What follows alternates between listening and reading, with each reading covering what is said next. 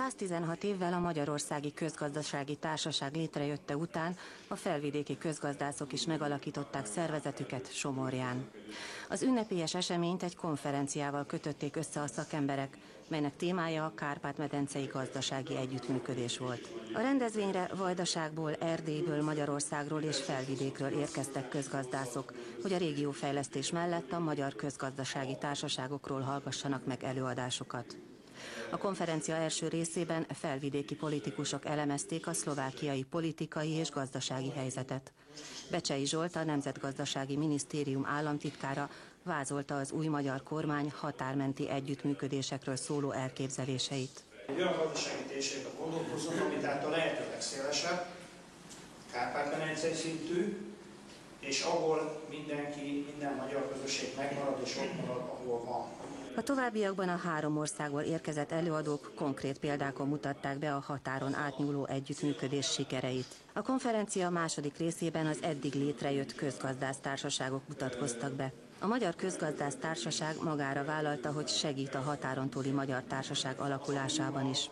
A romániai Magyar Közgazdász Társaság képviselője az erdélyi szakemberek 20 éves tapasztalatait vázolta, és sok sikert kívánt a tavaly decemberben Vajdaságban is megalakult közgazdászokat összefogó társaságnak. Ezt követően 23 közgazdász jelezte, hogy szeretne a szlovákiai szervezet tagja lenni.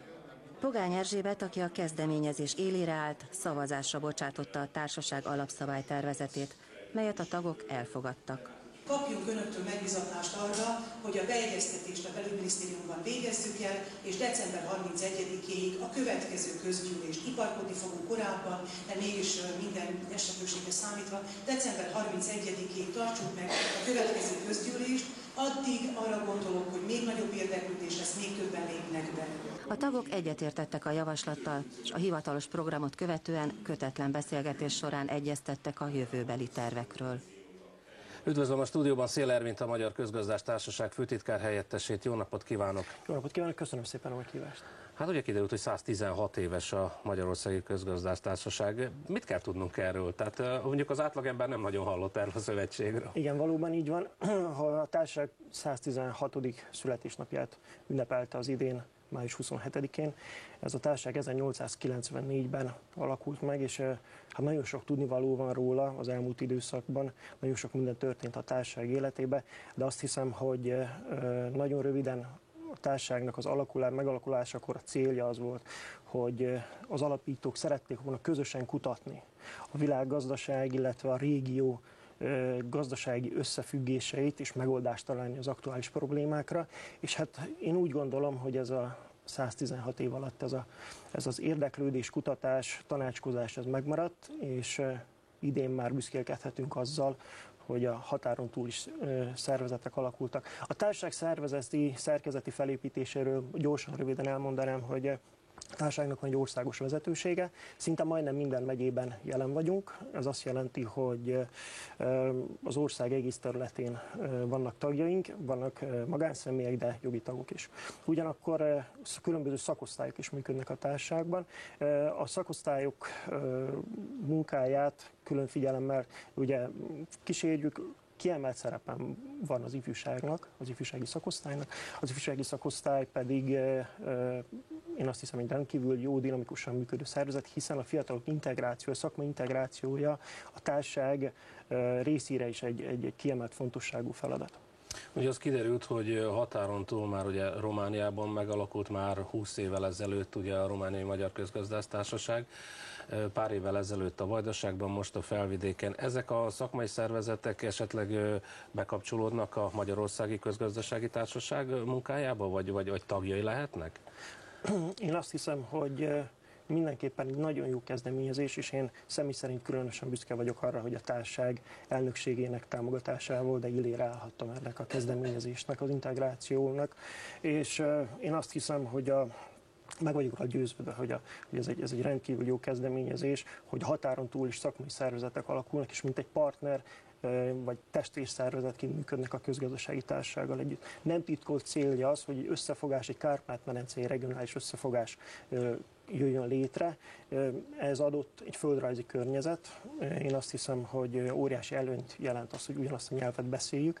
A szakma az összekötő, és ha mindnyájan úgy gondolkodunk, akkor az összefogás az egy óriási lehetőséget rejt magában, pláne úgy, hogy egy válságból, akár egy közös kilábalás, de rengeteg lehetőséget meg kell ragadnunk. Hát említette, hogy van a közös nyelv, azon kívül vannak azoknak az államoknak a nyelvei, ahol ezek az emberek élnek, ugye akár Szerbiában, akár Romániában, vagy akár mostani Szlovákiában, hiszen mondjuk, mondjuk már az idősebb generáció azért, az mondjuk például felvidéken tanulhatott Prágában is, tanulhatott Pozsonyban is, tehát a cseh és a szlovák nyelvtudása is megvan, és ezáltal azért nyilvánvalóan, hogyha a magyarországi kapcsolat keresi őket, akkor megvan egy kapocs, akivel lehet tárgyalni, aki esetleg tovább tudja vinni az ügyeket. Én azt hiszem, hogy itt kiemelt szerepe lehet a különböző kutatásoknak, és nyilván a nyelv tehát a sokszínűségnek egy olyan... Tehát ebben Magyarország is tud profitálni. Mindenképpen, sőt azt kell hozzátenni, hogy az egész régió fejlődésére nagyon jó hatással lehet ez, hiszen ez a sokszínűség, hogyha Magyarország élére áll, illetve a magyarság ennek az együttműködésnek, akkor azt hiszem, hogy a közeljövőnket azért magunk tudjuk és pozitív irányba alakítani. Említette itt az ifjúság fontos szerepét, meg egyáltalán az, hogy az ifjúság is kapjon ilyen közgazdasági képzést. Mi a helyzet például idehaza, illetve mi a helyzet mondjuk Felvidéken? Most már azért nyilvánvalóan több tapasztalattal rendelkezik ön is ezen a téren, hiszen a Felvidéken nyilván a konferencián beszámoltak ezekről a dolgokról.